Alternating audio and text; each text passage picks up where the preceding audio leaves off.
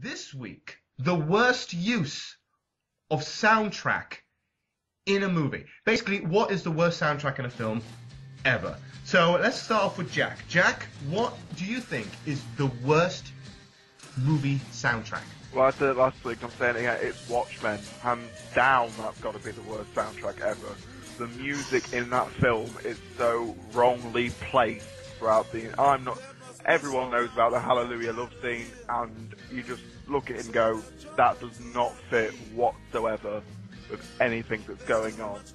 And I just personally believe that film just got loads of tracks and thought, yeah, they're really awesome songs, but we've got a movie to put them in. Okay, well, we had an hour's worth of songs, but luckily we've got a 5-hour-long movie due to all the slow-mo, so throw it in wherever.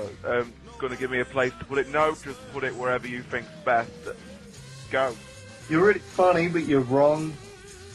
It's just, I kind of agree with Jack on this one. Yeah. I remember watching Watchmen, and there were bits where I remember that I was really getting engrossed with it until a song would pop up and say, wait a minute, this doesn't make sense, and it distracted me from what was happening on screen. Especially, like I said, the sex sequence, which was like, this is the wrong place to play Hallelujah.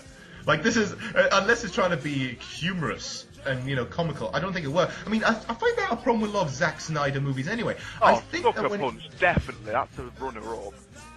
I mean, again, really bad use of music in that. I mean, I think what it is, Zack Snyder really just wants to make a music video. Like, he's dying to make a music video, but he's kind of stuck with making movies. Have you guys read the comics? I haven't read the comics, actually. Yeah, I've read it all. You have? Yeah. Then you would know that each chapter ends with a line from a song, and each and every single one of those songs made it in the film. Even My Chemical Romance, Desolation Row. Oh yeah, My Chemical Romance isn't not the My Chemical Romance, but I'm pretty sure the original Desolation Row. Desolation Row by My Chemical Romance is a cover, sir. I know it's a cover, you idiot. Oh.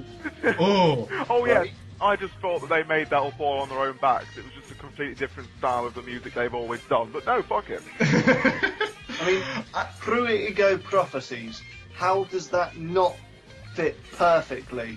The Philip Glass ensemble with John and his whole time speech from Mars.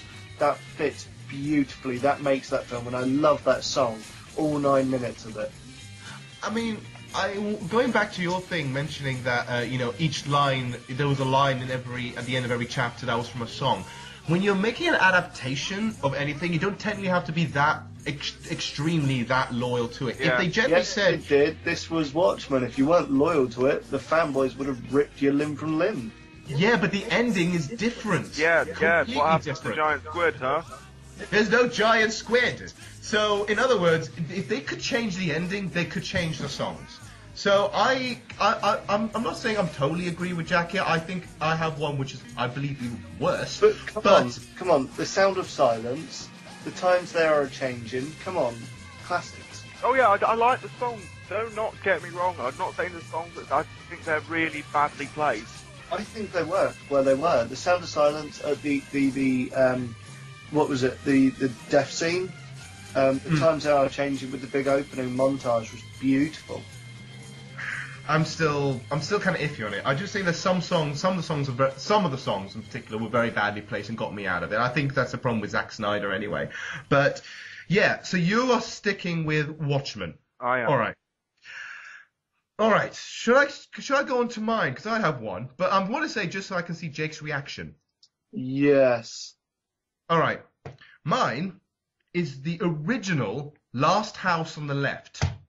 Right, interesting. The reason why I picked it is because, number one, have you both of you seen the original Last House on the Left? All right. No. All right, Jake, you definitely have. Yep. Now, the movie is nasty. It's grotesque. It's gruesome. It is wrong, right? The whole point is that, it involves rape, so it's disembowelment. It has a woman biting off a man's penis. It's got chainsaws and a lot of nasty, gruesome stuff. Then you listen to the movie's soundtrack, and it is the most backwards, it's like pop dance stuff, isn't it? It's not even pop dance. No. The original was more indie hipster stoner folk. Now this, it's not even that. It's not that. It's more like it's as if I've stumbled into bloody Woodstock and heard this coming back. And this is happening sometimes in between scenes or over scenes, which are just nasty. And it just takes me out of the film because it was done by one of the actors themselves. It was done by a favor. It was Wes Craven's first film, and so he did entirely on a low budget. So basically one of the actors said, "Oh, I can play the guitar. Oh, I can sing. Let me compose it." All right, fine. Let it. It was just so wrong for it. It is happy. It's perky. It's a little twee. It's a little and then right after that, disembowelment. I do vaguely remember. It's been a long while since I've seen it, but I vaguely remember picking up on the same thing when I watched it. I understand of counterpoint. I understand something called counterpoint music, where the music is supposed to be very different to what's happening on the thing to make an impact. But this one didn't, because the music was in between most of the nasty scenes. And in between the nasty scenes, they're just driving around doing nothing, or they're walking through the woods or whatever. And when the music comes, it just sounds awful. Not only is it it's bad folk music. I don't even like folk music in general, but this is bad folk music. Yeah.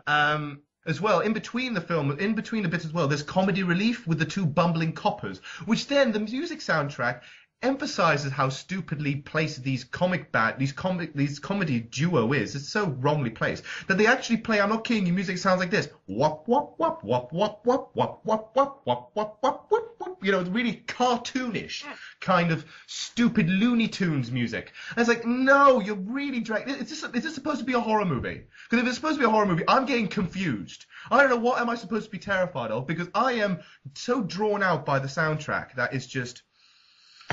Oh, God! This is going to be an angry one, isn't it? Yeah. This is going to be one of those angry ones.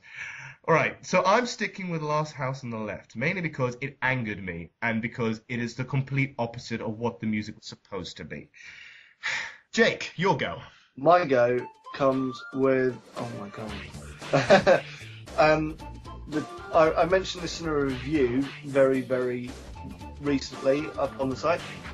Mine is Teenage Mutant Ninja Turtles 2. Because it's just awfully dated and very, very 90s and just awful. Absolutely awful.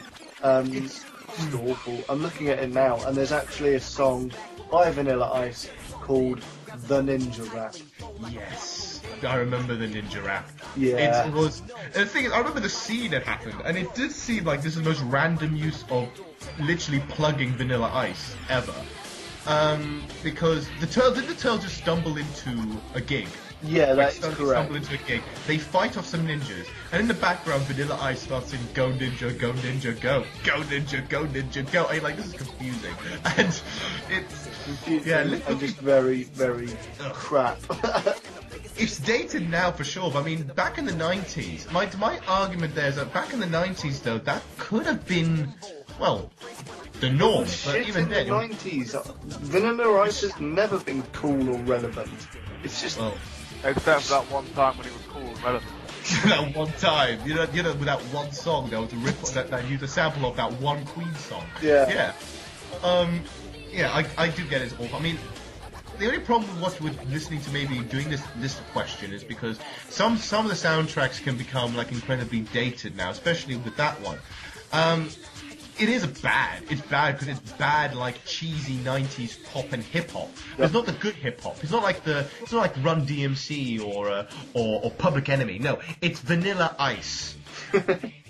That's the worst choice you could ever come up with. And it's also mixed with a song called Cowabunga by Orchestra on the Half Shell. Ew. What orchestra? Teenage Mutant Turtles. What is this? What? and it's got a half shell. Orchestra on a half shell. On a half shell. Oh, I apologise. It's still. I'm just finding the song Tokka and Razan Monster Mix. Lovely. That's it. And there's another one called Cowabunga by the same band. There's Move by the Tribal House Dance Crew, which just I don't That just sounds god awful in all honesty. Oh, all right. Okay, I'm definitely feeling. Don't go any further in because I think I might actually puke. With 90s awfulness.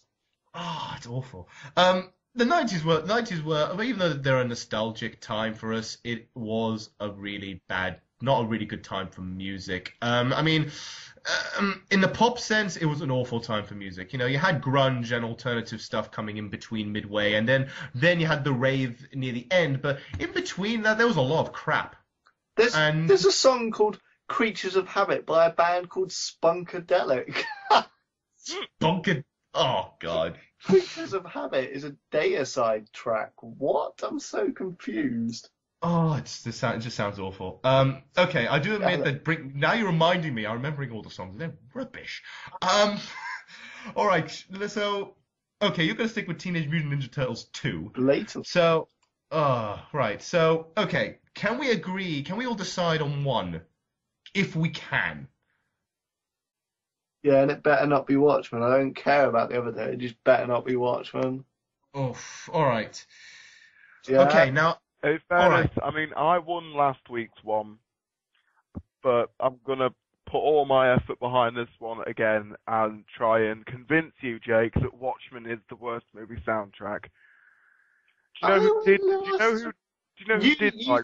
You think? Let me get this straight. You think that the Philip Glass Ensemble, which is a beautiful orchestral band with Pro, Ingo, and Prophecies, is worse than the Ninja Rap? Right. Just let me finish. Let me finish. Do you know who did like Watchmen's soundtrack? Who? Joseph Fritzl. Oh my god. Oh. Just putting that out there. See that coming? I'm just throwing that out there, Jake, letting you know, so if you want to, like, go all Austrian on us again, I've got no problem with that, but just thinking our viewers at home might start getting a bit antsy with you because, first it's this, next it's locking up young children in basements, so you've got to try and make that distinction. All right, okay, let me interject into this. Okay. While I agree with Jack to a degree that the sound, at least the use of the music is half the time is god awfully placed. I still accept that. The songs themselves are good songs. There's nothing wrong with them. And I cannot totally go with that because, I mean, if I listen to the soundtrack on its own, it's great. If I watch it with the film, though, it's distracting. Okay, Teenage Mutant Ninja Turtles 2, awful music, extremely dated, and just goddamn. Even then, it was awful, and looking at it now, you just realize how awful it is. Because mine, even though mine is, I'm still going to stick within my head. Maybe it's because you guys maybe not entirely agree with me or feel that way entirely. I'm going to back out on this one. Oh, you do not be a pacifist and a conscientious objector to me, Johann Chipol. I'm going to back out on this one. It says with me. I'm going to back out on my choice. You know who did back out, Johann? The French. Are you French? I hate the French. Exactly. Now sort yourself out. Fine, then fuck it. I'm going to stick with mine. I'm going to stick with it. The Last House on the Left is a god-awful use of music. All right, fair enough. You can stick right, with well, that. I'll tell you what I'm going to do. I'm going to vote with Johan just so that you lose, Jack. Fantastic. At least, I think, Jack, because you haven't seen it, which I think is unfair on your part, because you haven't seen it, you can't relate. Now, I dare you to watch it. Is it be my throwdown?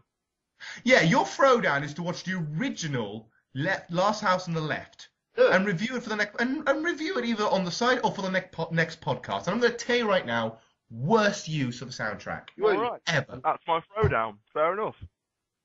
Awesome. There we go. So the winner, or at least in this case, of the worst use of music soundtrack is the original Last House on the Left. Now, what I'm trying to say with that one is movie, great movie. Well, at least in the majority of the sense. Music-wise, shit. Right.